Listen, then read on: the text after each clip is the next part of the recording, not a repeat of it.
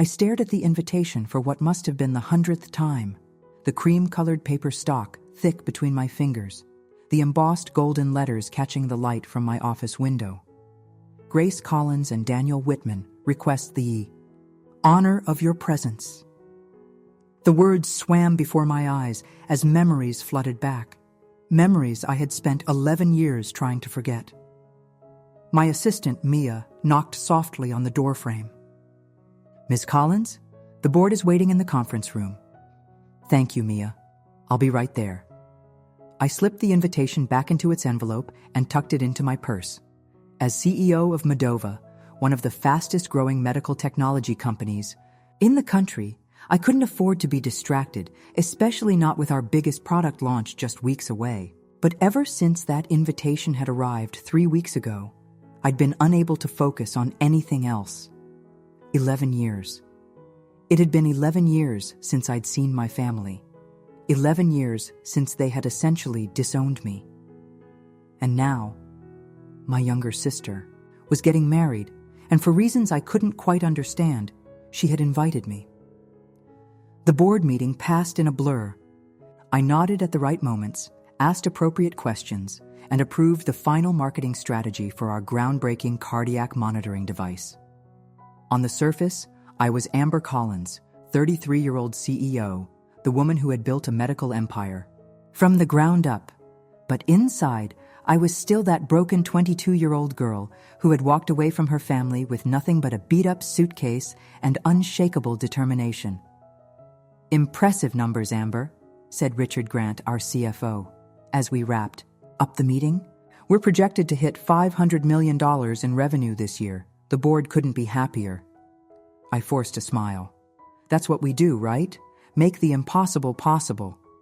It had become something of a personal mantra over the years. Back in my office, I found myself pulling out the invitation again. The wedding was in 3 days at the Grand Meridian Hotel in Boston, just a 2-hour flight from where I now lived in Chicago.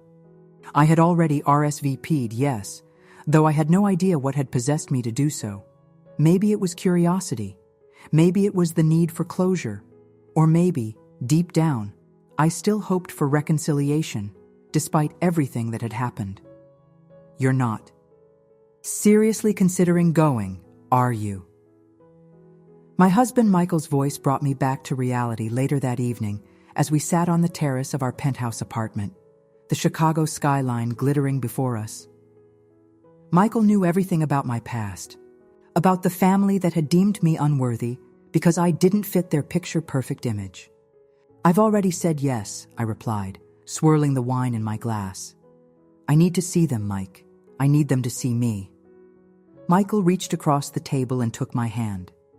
At 36, he was everything I could have ever wanted in a partner. Supportive, kind, and fiercely protective.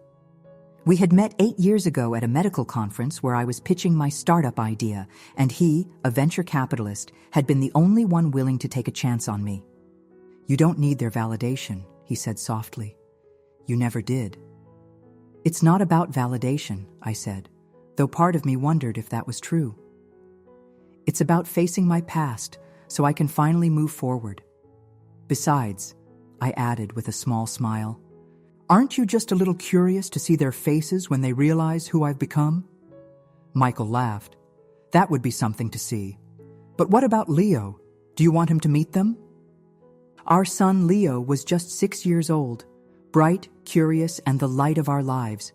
He knew nothing about my family, about the grandparents, aunt, and uncle who had no idea he existed. "No," I said firmly. "Not yet. Let's see how this goes first. He can stay with your parents for the weekend." The next morning, I found myself standing in front of my closet, staring at rows of designer clothes. What does one wear to face the family that once called you an embarrassment? I selected a navy blue Valentino dress, elegant, understated, but unmistakably expensive. My stylist had once told me it complemented my amber eyes, the feature that had given me my name and one of the few traits that connected me to the Collins family. As I slipped on the dress, I caught sight of the faint scar that ran along my collarbone, a reminder of the car accident that had changed everything all those years ago.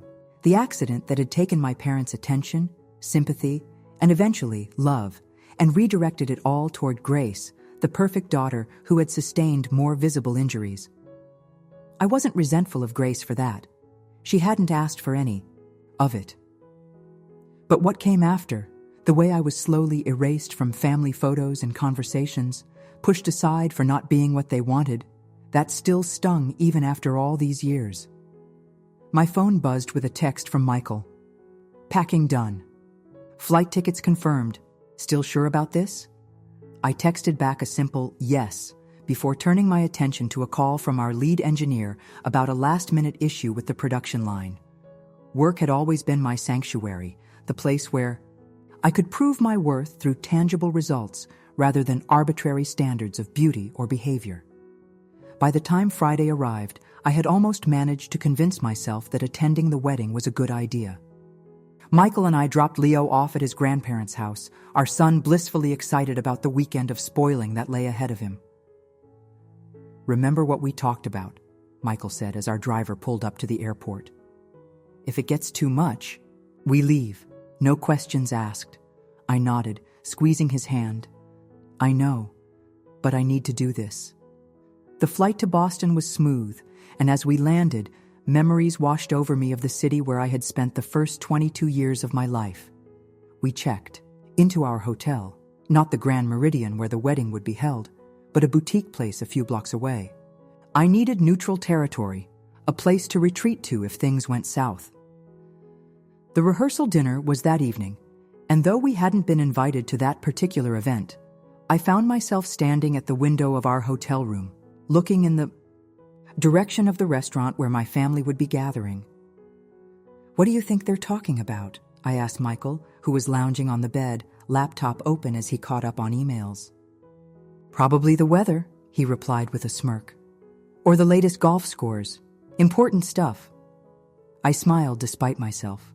The Collins family had always been experts at small talk, at maintaining appearances. My father, Richard Collins, was a respected surgeon. My mother, Elizabeth, a socially connected interior designer. They had built a life around looking perfect, and I had been the one flaw they couldn't polish away. The awkward, bookish daughter who preferred science labs to social events, who didn't care about fashion or makeup, who asked too many questions, and challenged too many norms. Grace, on the other hand, had been their pride and joy, beautiful, sociable, and compliant. 2 years younger than me, she had always been the golden child even before the accident that had left her with a limp and me with invisible scars, both physical and emotional. "Do you think Grace knows?" I asked suddenly. "About Moldova, about everything?" Michael closed his laptop. "If she Googled you, probably. Your face has been on the cover of Forbes twice now." That was true. After leaving Boston, I had worked 3 jobs while putting myself through MIT, graduating with honors before, developing the cardiac monitoring technology that would become Moldova's flagship product. The company had grown exponentially, attracting attention and investment, and my story, the self-made CEO who had overcome personal obstacles, had become something of a media darling. But I had deliberately kept my connection to the Collins family out of any interviews or profiles. As far as the public knew, I was just Amber Collins, innovator and entrepreneur. Few knew about the family that had once declared I would never amount to anything. That night, I barely slept, my mind racing, with scenarios of how the next day might unfold. Would they recognize me immediately? Would they be proud, embarrassed, indifferent? Did I even care what they thought anymore? By the time dawn broke, I had convinced myself that this was a mistake, that reopening old wounds would only bring pain. But then I thought of all the times I had swallowed their criticism, their disapproval, their subtle and not so subtle reminders that I wasn't good enough. I thought of the night I had finally left, my father's cold voice telling me that if I walked out, I shouldn't bother coming back. I thought of how my mother had stood silently by, how Grace had watched from the stairs with tears in her eyes, but had said nothing in my defense. No, I needed this. I needed them to see that their rejection hadn't broken me. It had freed me. The wedding was scheduled for 3 p.m. with a reception to follow. Michael and I arrived at the Grand Meridian at 2:30, me in my navy Valentino, him in a tailored Tom Ford suit that accentuated his athletic build. We made quite the power couple, and I felt heads turn as we walked through the lobby. The ballroom was decorated in white and gold, with cascading floral arrangements and crystal chandeliers casting a warm glow over everything. A string quartet played softly in the corner. It was elegant, tasteful, and exactly what I would have expected from a Collins family event. We found seats toward the back, on the bride's side, but not prominently so. I scanned the room, recognizing faces from my past life, my mother's friends. From the country club, my father's colleagues from the hospital, distant relatives I had last seen at holiday gatherings over a decade ago. None of them seemed to recognize me, or if they did, they gave no indication. Then I saw them, my parents standing near the entrance to the ballroom, greeting guests. My father looked older, his once dark hair now mostly gray, but he still stood with the same rigid posture, the same air of authority. My mother was as impeccably dressed as ever, her blonde hair styled in an elegant updo, her smile practiced and perfect. My heart raced, and I felt Michael's hand close over mine. "Breathe," he whispered. "Remember who you are now." Before I could respond, the music changed, signaling that the ceremony was about to begin. Guests took their seats, and the bridal party began to process down the aisle. I recognized my cousin Emily as one of the bridesmaids, and behind her, walking arm in arm with a groomsman I didn't know, was Grace. She looked beautiful. There was no denying that. Her dark hair, so like mine, was styled in loose waves, and her dress was a classic A-line with delicate lace detailing. But what struck me most was how much older she looked. The carefree girl I remembered had been replaced by a woman with a poised smile that didn't quite reach her eyes. The ceremony itself was brief, but touching. Daniel, Grace's soon-to-be husband, seemed genuinely in love, his voice catching with emotion as he recited his vows. Grace, too, appeared happy, though there was a reserve to her that I didn't remember from our childhood. As the couple was pronounced husband and wife, I felt an unexpected pang of sadness. I had missed so much of my sister's life, her college, graduation, her first job, her engagement, not by choice, but because I had been excised from the family narrative. The reception began immediately after, with guests flowing into an adjacent ballroom for cocktails while the wedding party took photos. Michael and I found a spot near one of the bars, both of us nursing glasses of champagne. "How are you holding up?" he asked, his eyes searching mine for any sign of distress. "I'm fine," I replied, and surprisingly, I meant it. The anger and hurt I had expected to feel upon seeing my family had been replaced by something closer to detachment. These people, who had once held such power over me, now seemed like characters in a story I had read long ago. That detachment was shattered, however, when I heard a familiar voice behind me. "Amber? Amber Collins?" I turned to find Emily, Grace's bridesmaid and my cousin, staring at me with wide eyes. She looked from me to Michael and back again, as if she couldn't quite believe what she was seeing. "Hello, Emily," I said, my voice steadier than I felt. "It's been a while." "Oh my God, it is you," she breathed. "I saw you during the ceremony and thought I was imagining things. What are you doing here?" "I was invited," I replied simply, pulling the invitation from my clutch as if to prove it. "This is my husband, Michael." Michael extended his hand, which Emily shook almost automatically, her eyes still fixed on me. "I can't believe it," she said. "No one said you were coming. Does Aunt Elizabeth know? Does Uncle Richard? I RSVP'd," I said with a shrug. "Whether they read the guest list is not my concern."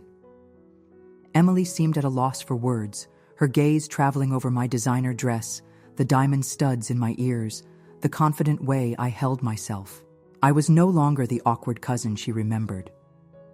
"You look different," she finally managed. I smiled. 11 years will do that.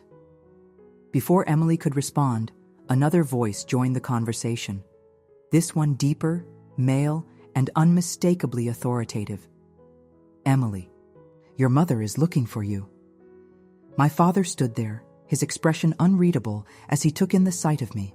For a moment, neither of us spoke, the years stretching between us like an unbridgeable chasm. Emily mumbled something about finding her mother and hurried away, leaving me face to face with the man who had once told me I was a disappointment. "Hello, Dad," I said, the word feeling foreign on my tongue after so many years. He stared at me, his jaw tightening. "You came." I was invited. His eyes flickered to Michael, who stood protectively at my side. "And this is?" "Michael Ross, my husband," I said, a hint of pride creeping into my voice despite my best efforts. "Mike, this is Richard Collins, my father." Michael extended his hand, his grip firm as he shook my father's hand. "Nice to meet you, sir. I've heard a lot about you." My father's expression suggested he doubted those things were positive. "I can't say the same," he replied coolly. An awkward silence fell, broken only when my father cleared his throat. "Your mother doesn't know you're here yet. It might be a shock." "I'm sure she'll manage," I said, unable to keep the edge from my voice. "She's always been good at managing unpleasant surprises." My father's eyes narrowed, but before he could respond, a commotion at the entrance to the ballroom drew our attention. The wedding party had arrived, with Grace and Daniel leading the way. Guests applauded as they entered, and the band struck up a celebratory tune. "We should find our seats," my father said stiffly. "The dinner will be starting soon." Without waiting for a response, he turned and walked away, his back straight, his steps measured. It was as if the last 5 minutes had never happened. Michael squeezed my hand. That went about as expected. I nodded, taking a deep breath. 1 down, 2 to go. We found our assigned table near the back of the room, sharing it with distant relatives and friends of the family who didn't seem to recognize me. I was both relieved and oddly disappointed by this anonymity. Part of me had wanted a scene, a confrontation, a chance to show them all how wrong they had been about me. Instead, I sat quietly, picking at the expertly prepared salmon while making polite conversation with strangers. As dinner wound down, the speeches began. My father stood first, raising his glass in a toast to the newlyweds. His speech was warm, full of anecdotes about Grace's childhood and praise for the man she had chosen. He spoke of family values, of the importance of supporting one another through life's challenges. I couldn't help but note the irony. My mother spoke next, her voice trembling with emotion as she welcomed Daniel to the family. She talked about the joy of watching her daughter grow into a beautiful, accomplished woman, about the pride she felt as a mother. Not once did she acknowledge that she had another daughter, one who had also grown and accomplished things beyond what anyone might have expected. When the formal speeches ended and the dancing began, Michael pulled me to my feet. "Dance with me," he said, leading me to the edge of the dance floor. "Show them what they missed." I laughed, allowing him to spin me in a graceful turn. Michael and I had taken ballroom dancing lessons before our own wedding, and we moved together with practiced ease. I could feel eyes on us, whispers traveling around the room as more people began to recognize me. "Your mother is staring," Michael murmured in my ear as we swayed to the music. 3 o'clock, by the head table. I resisted the urge to look immediately, waiting until we had turned naturally in that direction. Sure enough, my mother stood there, champagne glass clutched in her hand, her face a mask of shock as she watched us dance. Beside her, a woman I didn't recognize was speaking animatedly, gesturing in our direction. "Looks like the word is spreading," I said. Michael smiled. "Good. Let them talk." As the song ended, I noticed Grace making her way through the crowd, accepting congratulations and well wishes as she went. Her eyes scanned the room, and when they landed on me, she froze. For a long moment, we simply looked at each other, years of unspoken words hanging in the air between us. Then, to my surprise, she began moving toward us, her steps slightly uneven due to the limp she had carried since the accident. Daniel followed, close behind, confusion evident on his face. "Amber," Grace said when she reached us, her voice soft and uncertain. "You came." "I did," I replied, suddenly unsure what to do with my hands, my voice, my entire body. This was my sister, my only sibling, the person I had once shared everything with before our family had been fractured. "I wasn't sure if you would," she continued. "Even after you RSVP'd, I said I would come, so I came," I said simply. "Congratulations, by the way. It was a beautiful ceremony." Grace smiled, a genuine smile that reached her eyes. "Thank you." This is Daniel, my husband." She turned to the man beside her, who was watching our exchange with open curiosity.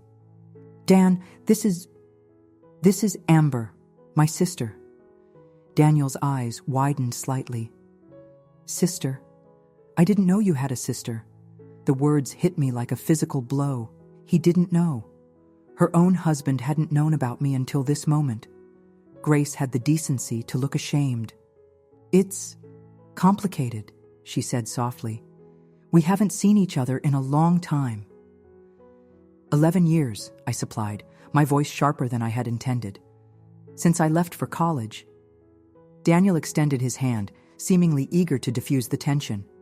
"Well, it's nice to meet you, Amber. And Michael," my husband said, stepping forward. "Michael Ross." "Michael," Daniel repeated. "Are you two—" "Married," I confirmed. 8 years now." Grace's eyes widened. "You're married? I had no idea." "There's a lot you don't know about me, Grace," I said, unable to keep the hurt from my voice. "A lot has happened in 11 years. An uncomfortable silence fell, broken only when Daniel spoke again. "Well, I'm glad you could be here for our special day. Family is important, isn't it?" The irony of his statement wasn't lost on any of us. Grace shifted awkwardly, her gaze darting between me and the crowded room beyond. "I should probably go say hello to some of Dan's relatives," she said finally.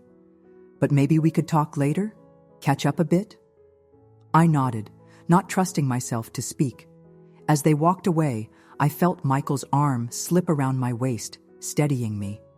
"Her husband didn't know about you," he said quietly. "They really did erase you." I swallowed hard, fighting back the emotions threatening to overwhelm me. "Let's get some air." We made our way to a small terrace off the main ballroom, the cool evening breeze a welcome relief from the stuffiness inside. I gripped the stone balustrade, taking deep breaths to calm the storm of feelings raging within me. "I knew they had cut me out," I said after a moment, "but I didn't realize they had pretended I never existed at all." Michael stood beside me, a solid, comforting presence. "What do you want to do? We can leave if you want." I shook my head. "No, I came here for a reason. I need to see this through." We stayed on the terrace for several minutes, watching as the sky darkened and city lights began to twinkle in the distance. When we finally returned to the reception, the party was in full swing, with guests crowding the dance floor and the Yao bar. I spotted my mother almost immediately. She stood near the gift table, engaged in what appeared to be an intense conversation with my father. Their eyes followed us as we re-entered the room, and after a moment's hesitation, my mother detached herself from my father's side and began walking toward us. "Prepare yourself," I murmured to Michael. "Hurricane Elizabeth approaching." My mother reached us, her smile tight and her eyes assessing as they took in my appearance. "Amber," she said, her voice carefully modulated to betray no emotion. "What? A surprise? Is it?" I asked coolly. "I RSVP'd weeks ago." "Yes, well." She smoothed an invisible wrinkle from her silk dress. "I assumed it was a mistake. It's been so long after all." 11 years, I said, echoing my earlier words to Grace. This is my husband, Michael. Mike, this is my mother, Elizabeth Collins. My mother extended her hand, her smile not reaching her eyes. Lovely to meet you, Michael. I'm afraid Amber has told us nothing about you. That makes two of us, Michael replied smoothly. Until recently, I had no idea Amber had a sister getting married. My mother's smile faltered. Yes, well, as I said, it's been a very long time. People grow apart. People don't grow apart, Mom, I said quietly. They're pushed away. There's a difference. A flash of something, guilt, anger, crossed my mother's face before she regained her composure. This is hardly the time or place for such discussions, Amber. It's your sister's wedding day. A sister whose husband didn't know. I existed until 20 minutes ago, I pointed out. Don't talk to me about appropriate timing when you've spent the last decade pretending I don't exist. My mother's eyes darted around the room, clearly concerned that someone might overhear our conversation. Perhaps we should take this somewhere, more private. No, I said firmly.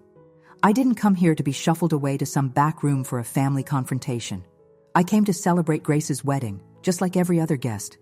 For a moment, my mother looked genuinely confused, as if she couldn't understand why I would want to be part of a family celebration after so long apart. Why did you come, Amber? After all this time?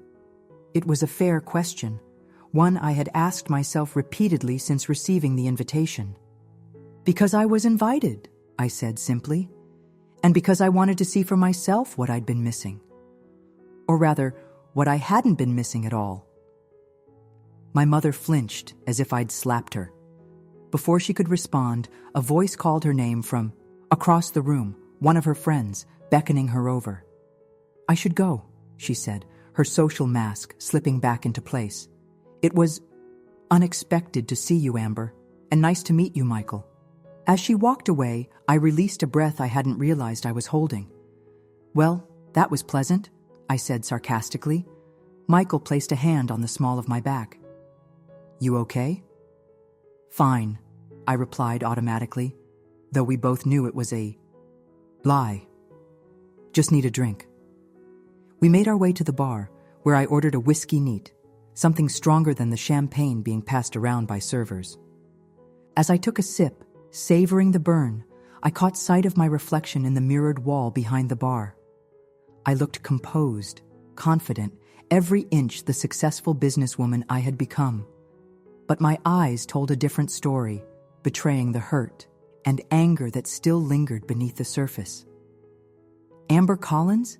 Is that really you? I turned to find Mrs. Peterson, my mother's oldest friend and one of the biggest gossips in their social circle, staring at me with undisguised curiosity. Beside her stood her husband, Thomas, who had been one of my father's golfing buddies.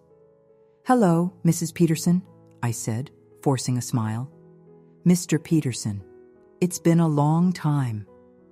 My goodness, look at you, Mrs. Peterson exclaimed, her eyes traveling over my designer dress and carefully styled hair.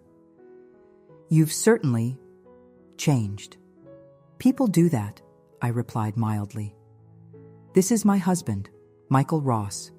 Mr. Peterson shook Michael's hand with more warmth than my father had shown. Ross, why does that name sound familiar? Michael is the founder of Ross Ventures, I explained, a hint of pride creeping into my voice. They specialize in medical technology investments. Recognition dawned on Mr. Peterson's face. Ross Ventures? Of course. You're making quite a splash in the industry. I read about your latest fund in the Wall Street Journal. Mrs. Peterson, meanwhile, was still scrutinizing. Me? And what about you, Amber? What have you been doing all these years? Your parents rarely mention you. I'm sure they don't, I said dryly. I'm the CEO of Medova. We develop cardiac monitoring technology, among other things. Mrs. Peterson's perfectly penciled eyebrows shot up. Medova? The Medova? I read about them. You, in Forbes, didn't I? Probably, Michael interjected, his hand resting protectively on my back. Amber was on the cover twice in the past 3 years. The Petersons exchanged glances, clearly reassessing what they knew, or thought they knew, about me. I could almost see the calculations happening behind Mrs. Peterson's eyes, the mental adjustments being made as she realized I was no longer the awkward, forgettable daughter of her friend. "Well," she said finally, her voice overly bright. "Isn't that wonderful? Your parents must be so proud." "You'd have to ask them," I replied coolly. "We haven't exactly been in touch." Mr. Peterson cleared his throat uncomfortably. "Well, it was nice seeing you again, Amber. And nice meeting you, Michael. If you'll excuse us, I think I see the Hendersons over there." As they retreated, I took another sip of my whiskey. "That's going to be all over the room in about 5 minutes," I murmured to Michael. He chuckled. "Good, let them talk." And talk they did. Over the next hour, I could feel the ripple effect of the Petersons' discovery spreading through the reception. Former neighbors, family friends, and distant relatives found reasons to pass by our table, their eyes lingering on me with newfound interest. Some approached directly, expressing surprise and delight at seeing me after so long, inquiring about my life with barely concealed curiosity. I answered their questions politely, but briefly, neither hiding my success nor flaunting it. Let them draw their own conclusions about the family that had deemed me unworthy of mention for over a decade. As the evening wore on, I found myself watching Grace and Daniel as they moved around the room, greeting guests and sharing moments of newlywed joy. Despite everything, I felt a pang of sadness for what might have been. A relationship with my sister, a normal family dynamic, a life without the weight of rejection and reinvention. "Penny for your thoughts?" Michael asked, following my gaze to where Grace was laughing at something Daniel had said. "Just thinking about parallel universes," I replied. "In some other timeline, I never left. I stayed, tried to fit the mold, married someone they approved of. I'd be at the head table right now, giving a maid of honor speech about sisterly bonds and shared memories." Michael squeezed my hand. "And in that timeline, you wouldn't be you. You wouldn't have built Moldova, wouldn't have changed thousands of lives with your technology, wouldn't have met me." I smiled at him, grateful as always for his perspective. "You're right. I wouldn't trade what I have now for anything, even acceptance from them." I paused, gesturing around the opulent ballroom. All of this, the perfect wedding, the social connections, the appearances, it's exactly what I walked away from. And I've never regretted it. The band announced the last dance of the evening, and couples flooded the dance floor for a final slow song. Michael and I joined them, swaying gently to the music, his arms a safe harbor in the storm of emotions the evening had stirred up. As we danced, I caught sight of my father leading my mother onto the floor, their movements stiff and formal compared to the easy synchronicity Michael and I had developed over our years together. They looked like what they were, a couple who had built a life around appearances rather than genuine connection. The song ended, and the band thanked everyone for coming. Guests began to gather their belongings, saying their goodbyes to the bride and groom who stood near the exit. Michael and I waited until the crowd thinned before making our way toward them. Grace saw us approaching and whispered something to Daniel, who nodded and stepped slightly away, giving us a moment of privacy. "You're leaving?" Grace asked, her voice tinged with what sounded like disappointment. "Yes," I replied. "It's getting late, and we have an early flight back to Chicago tomorrow." Grace nodded, her eyes searching mine. "I'm glad you came, Amber. Really, it means a lot." "Does it?" I couldn't help asking. "Your husband didn't even know I existed until tonight." Grace had the grace to look ashamed. "That's complicated. After you left Mom and Dad, they didn't talk about you at all. It was like you had never been part of the family. And then time passed, and it got harder to explain, and eventually..." She trailed off, gesturing helplessly. "Eventually it was easier to just pretend I never existed," I finished for her. "I get it. What I don't get is why you invited me tonight. After 11 years of silence, why now? Grace bit her lip, a gesture so familiar from our childhood that it sent a pang through my heart. Because it didn't feel right not to, she said finally. Getting married, starting this new chapter, it made me think about family, about what matters. And I realized I missed my sister. Her words hung in the air between us, sincere but too little, too late. I missed you too, Grace, I said softly. For years, but eventually I had to build a life without you, without any of you. And you did, she said, her eyes taking in my confident posture, my designer dress, the successful life evident in every aspect of my appearance. I've seen articles about you, about your company. You're doing amazing things. I am, I agreed. Neither boastful nor modest. It was simply the truth. Maybe, Grace hesitated. Maybe we could talk sometime. Get coffee when you're in Boston, or I could visit Chicago. I considered her offer, weighing the potential for reconciliation against the risk of reopening old wounds. Maybe, I said finally. But not right away. Today has been a lot to process. Grace nodded, understanding in her eyes. Of course. Just don't disappear for another 11 years, okay? I won't if you won't, I replied, a ghost of a smile crossing my face. We exchanged contact information, the simple act of programming my sister's number into my phone, feeling both mundane and monumental. Then, with a brief, awkward hug, we said goodbye. Daniel rejoined Grace as Michael and I turned to leave. It was nice meeting you, Amber, he said, his eyes warm and genuine. I hope we'll see more of you in the future. You too, Daniel, I replied. Take care of my sister. As we walked away, I heard Daniel ask Grace, "Why didn't you ever tell me about her?" Her response was too quiet for me to hear, but I found that I no longer needed to know. Whatever narrative my family had constructed about me, troubled daughter, black sheep, embarrassment, no longer defined me. Michael and I made our way through the now quiet hotel, arm in arm. "So," he said, as we stepped out into the cool night air, "was it worth it?" I thought about the question, about the mix of emotions the evening had stirred up, anger, hurt, vindication, and unexpectedly a strange sense of peace.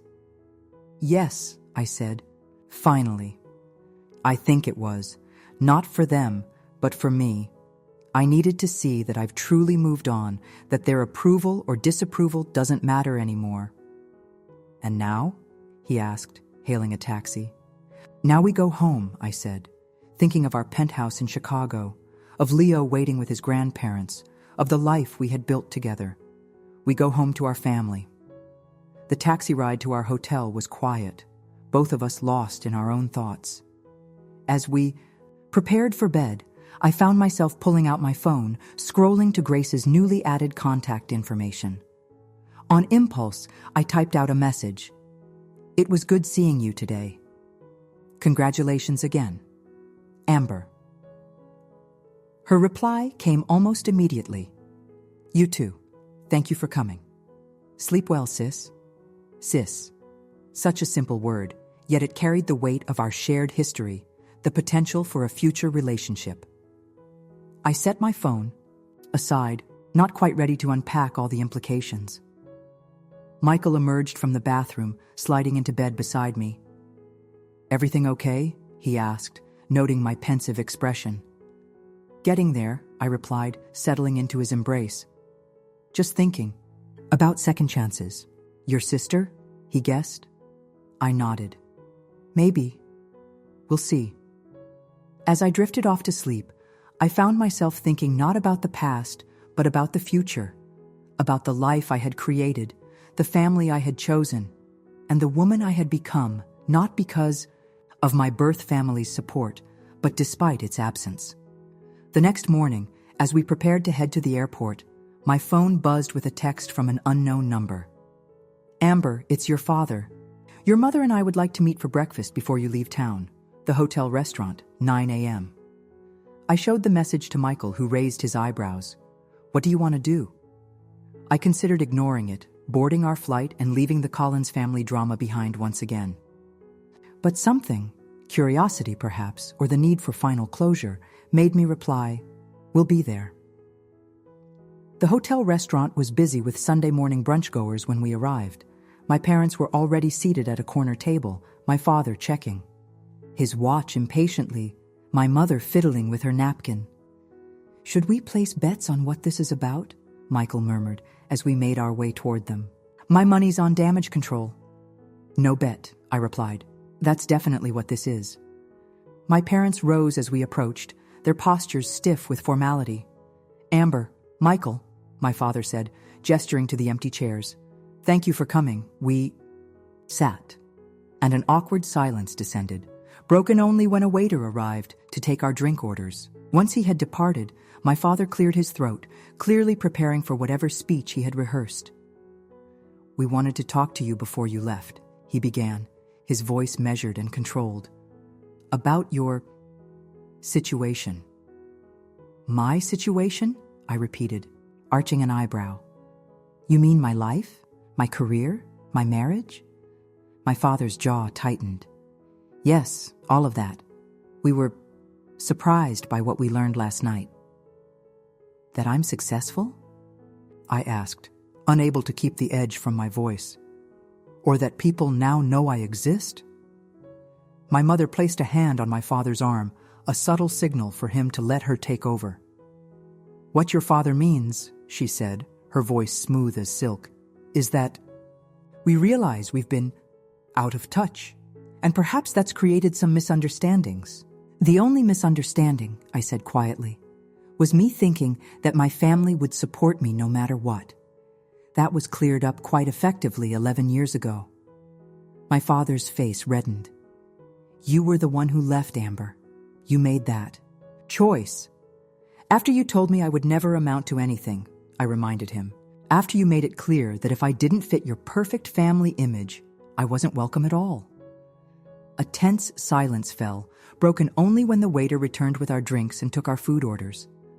Once he had left again, my mother leaned forward, her voice lowered. "The past is the past," she said. "What matters now is moving forward. We've heard about your company, Medova. It sounds very impressive." "It is," Michael interjected, his voice cool. "Amber has built something remarkable, saved countless lives with her technology." My father nodded, a hint of genuine respect crossing his face before being quickly masked. "Yes, well, that's part of what we wanted to discuss. Your mother and I have been thinking that perhaps it's time to reconnect." "Reconnect," I repeated, the word tasting bitter on my tongue. After 11 years of silence, after erasing me so thoroughly that my own sister's husband didn't know I existed until last night, my mother had the decency to look uncomfortable.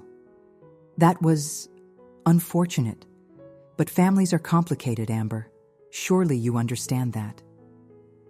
"What I understand," I said, leaning forward, "is that you're sitting here now because last night, you discovered that your embarrassment of a daughter is actually someone of consequence, someone whose association might benefit you rather than detract from your perfect image." My father started to object, but I held up a hand. "Let me finish. For years I tried to win your approval. I tried to be what you wanted. Prettier, more social, less questioning, less me. When that didn't work, when I finally decided to be true to myself, you cast me aside. And now, when it turns out that being myself made me successful, you want back in. Do I have that right?" My parents exchanged glances, neither quite able to meet my eyes. Their silence was all the confirmation I needed. "Here's what's going to happen," I continued, my voice steady. "I'm going to finish this breakfast because I'm hungry and because I was raised to have good manners, despite evidence to the contrary. Then Michael and I are going to leave, catch our flight, and go home to our son. Yes, you have a grandson. His name is Leo. He's 6, and he's brilliant. Whether you ever meet him is entirely dependent on how the next few months unfold." My mother's eyes widened. "A grandson? Why didn't you tell us?" "Why would I?" I asked simply. "You made it clear I wasn't part of this family.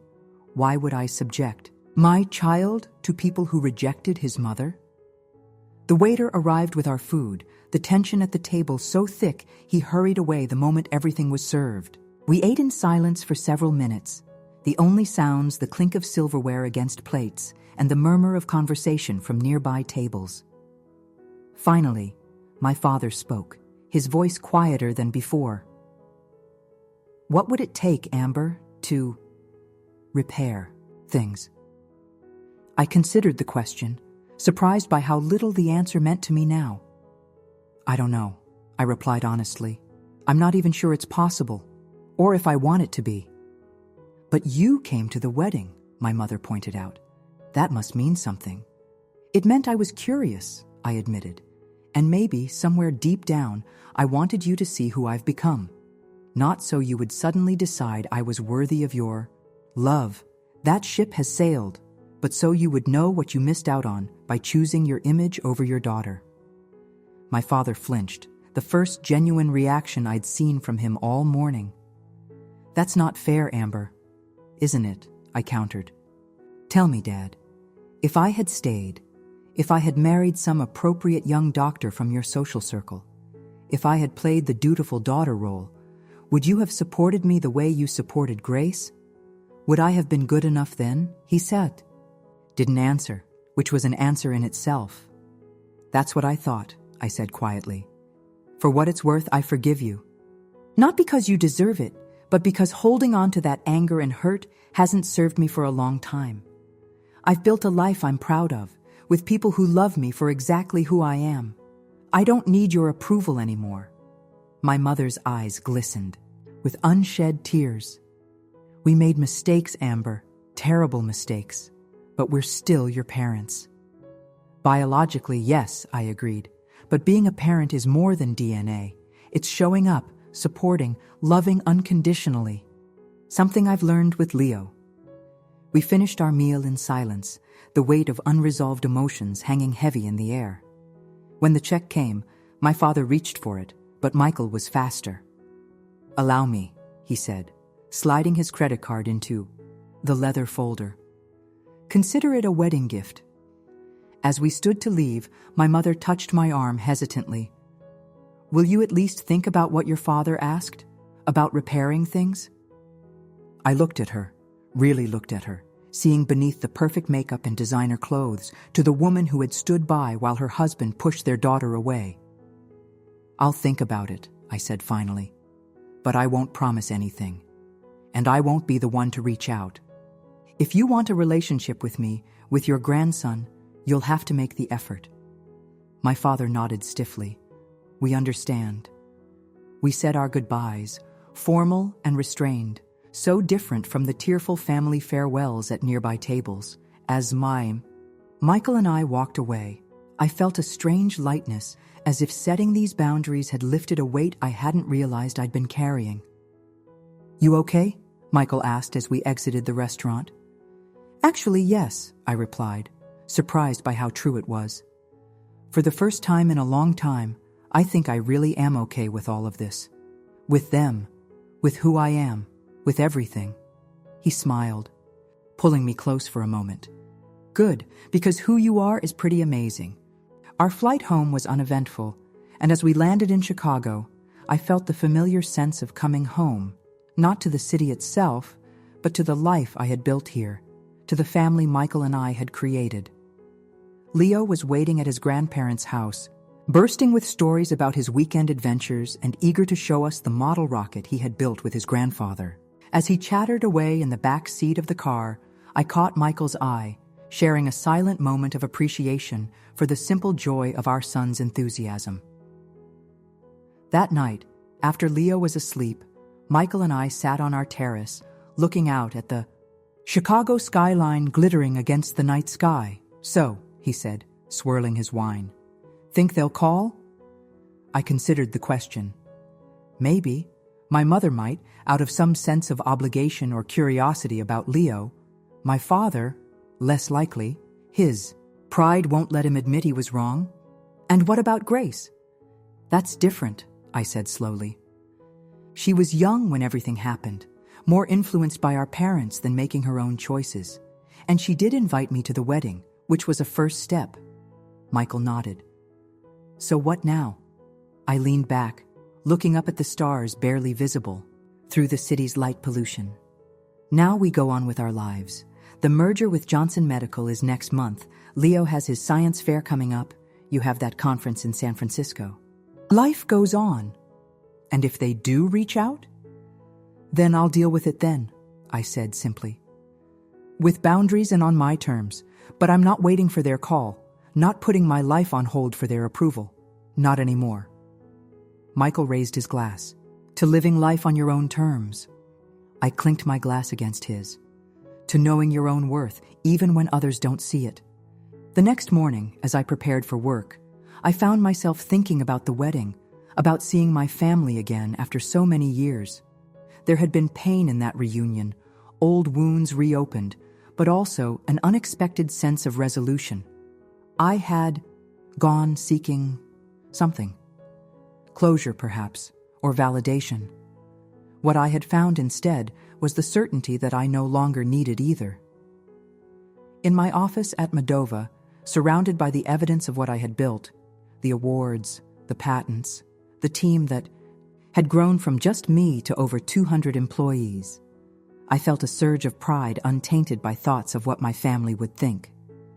This was mine, created not to prove anything to anyone, but because I had believed in my vision, in my ability to make a difference. A few days later, a package arrived at my office. A small, carefully wrapped box with a Boston return address. Inside was a silver photo frame containing a picture from Grace's wedding, the moment when she and I had stood together, an awkward but genuine smile on my face, hope in her eyes. A note accompanied it. A new beginning? Love, Grace. I placed the frame on my desk, a reminder not of what I had lost, but of what might still be possible. Not a return to the past, but perhaps a different kind of future. That evening, I showed the photo to Leo, explaining for the first time that he had an aunt he had never met. His questions were simple, direct, as children's questions often are. Why haven't I met her? Does she not like us? It's complicated, buddy, I said, searching for words a 6-year-old could understand. Sometimes grown-ups don't get along, even when they're family, but that might change. Would you like to meet her someday? Leo considered this with all the seriousness a child could muster. If she's nice, is she nice? She can be, I replied honestly. She used to be. That night I sent Grace a text. Got your package, thank you. Leo would like to meet his aunt someday. Her reply came almost immediately. I'd like that too, whenever you're ready. Ready. Such a simple word for such a complex feeling. Was I ready to let my family back into my life, even in a limited way? Was I ready to risk being hurt again, to open that door even a crack?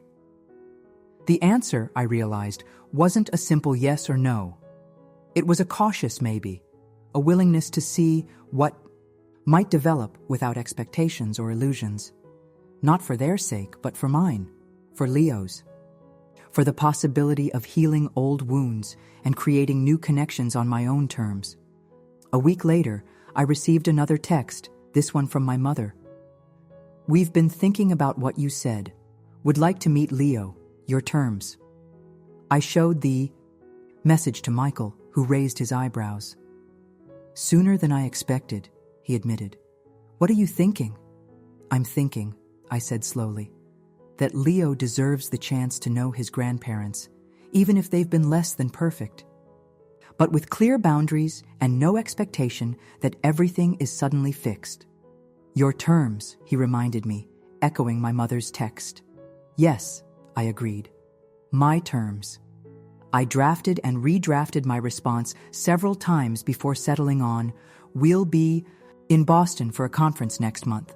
Could meet for lunch April 15th. Leo will be with us. The reply was immediate. We'll be there. Thank you, Amber. As I set my phone down, I felt neither triumph nor trepidation, just a quiet certainty that whatever happened next, I was approaching it from a position of strength. I had built a life I was proud of, surrounded myself with people who valued me for who I was, not who they wanted me to be. If my family could accept that, accept me, perhaps there was room for them in this life.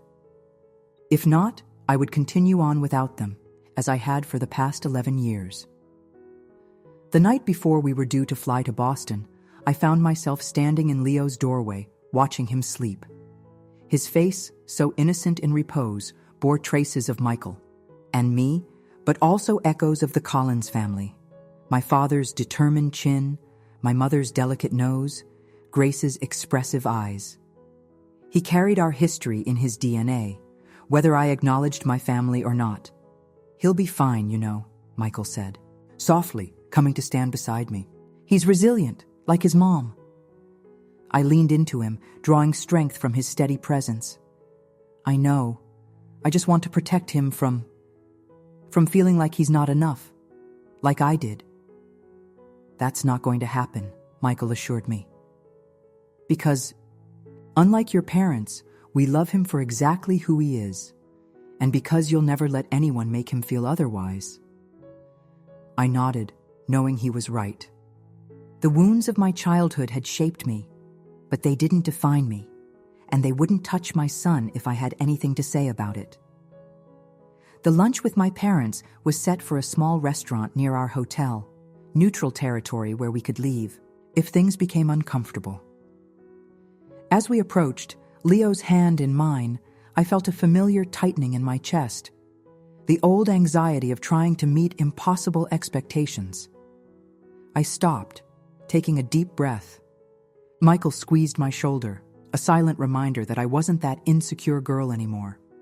I was Amber Collins Ross, CEO of Medova, wife to Michael, mother to Leo, a woman who had built her life on her own terms. "Ready?"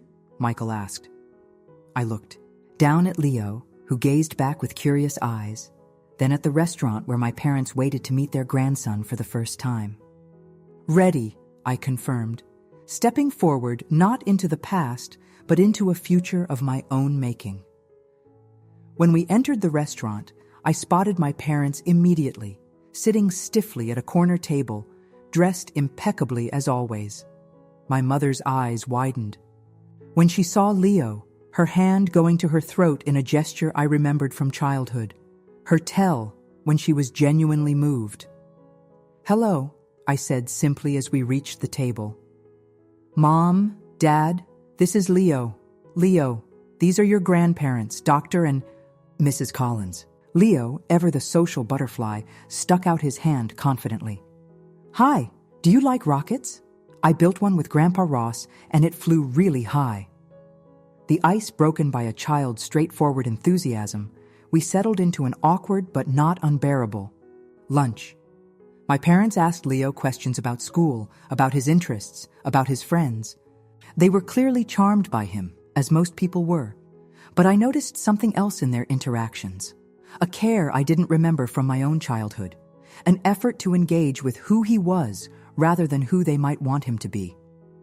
As Leo chattered away about his science fair project, I caught my father watching me with an expression I couldn't quite read. When Leo paused for breath, my father cleared his throat. "Amber," he said, his voice gruff but sincere, "I owe you an apology. What happened? The way things ended between us. It was wrong. I was wrong." The words hung in the air, unexpected and so long overdue that for a moment I couldn't respond. Michael's hand found mine under the table, a silent anchor. "Yes," I said finally. "You were." My father nodded, accepting the blunt response. "I know that one apology doesn't fix 11 years, but I want you to know that I'm proud of what you've accomplished, what you've built, the woman you've become. Even though it wasn't what you had planned for me. Because it wasn't what I had planned," he admitted. "You proved me wrong, Amber. Proved that you knew yourself better than I did. That takes courage." My mother reached across the table, hesitantly touching my free hand. "We've missed so much," she said, her eyes moving to Leo. So many years we can't get back, but if you're willing, if you'll let us, we'd like to be part of your life going forward. On your terms, she added quickly. However that looks. I thought of the girl I had been, so desperate for their approval, and the woman I had become, no longer needing it. I can't promise anything, I said honestly. But we can start with lunch, with Leo knowing his grandparents, with small steps. My father nodded, relief evident in his face. Small steps, he agreed. That's all we're asking for. As lunch continued, the conversation gradually becoming less strained, I watched my parents interact with my son, saw the genuine interest in their eyes, so different from the distant approval they had offered me. People could change, I realized. Or at least, they could try to. On our flight back to Chicago, Leo fell asleep between Michael and me, exhausted from the excitement of meeting new grandparents and exploring Boston. "What are you thinking?" Michael asked, noticing my pensive expression. "I'm thinking about full circles," I replied, "about how sometimes you have to leave to find your way back." "Back to what?" "Not to who I was," I clarified, "but to a version of family that might work now, with me as I am, not as they wished I would be." Michael nodded, understanding as he always did. "And if it doesn't work?" "Then we continue as we have been," I said simply, "with the family we've chosen, the life we've built. But I think it's worth trying. For Leo. And maybe, just maybe, for me too." In the weeks that followed, small steps indeed began to build a new kind of relationship. My mother called once a week asking about Leo, about my work, even about Michael's latest ventures. My father, less comfortable with casual conversation, sent articles about medical innovations he thought might interest me, sometimes with brief notes that showed he was genuinely following my career. Grace visited Chicago, spending a weekend, getting to know her nephew and sharing tentative conversations with me about the years we had missed in each other's lives. There were awkward moments, old hurts that surfaced unexpectedly, but also laughter and glimpses of the connection we had once shared. One evening, as I sat in my home office reviewing quarterly reports, a notification popped up on my computer, an email from my father with an attachment. Curious, I opened it to find a scanned photo of me at age 16, gangly and serious in my lab coat, accepting a science fair award. The subject line read simply, "Always knew you were brilliant, just forgot to say it." I stared at the image, at the girl I had been, so eager to prove herself, so unaware of the journey that lay ahead. Without fully intending to, I found myself composing a reply. "It's never too late to start again. Dinner next time we're in Boston? Leo wants to show his grandfather his new telescope." The response came within minutes. "We'll be there. Your mother says to bring your favorite dessert. She remembers it was chocolate mousse. Is it still?" Such a small thing, remembering a favorite dessert. Yet it struck me as significant. A detail preserved despite years of estrangement. A thread of connection that had never quite broken. "Still. Chocolate mousse," I confirmed. "Some things don't change. But many things had changed," I reflected as I closed my laptop. I had changed, growing from an insecure girl desperate for approval into a woman confident in her own worth. My parents, it seemed, were changing too, learning perhaps for the first time to accept rather than to mold. It wouldn't be perfect. There would be missteps, old patterns resurfacing, moments when the past threatened to overshadow the present. But there would also be this, the possibility of connection on new terms, of relationship built on acceptance rather than expectation. Walked to the living room, where Michael was helping Leo adjust his new telescope, their heads bent together in identical poses of concentration. This was my family, the core of my life, the love that had healed old wounds and opened new possibilities. And perhaps, in time, that circle could widen to include the family of my birth.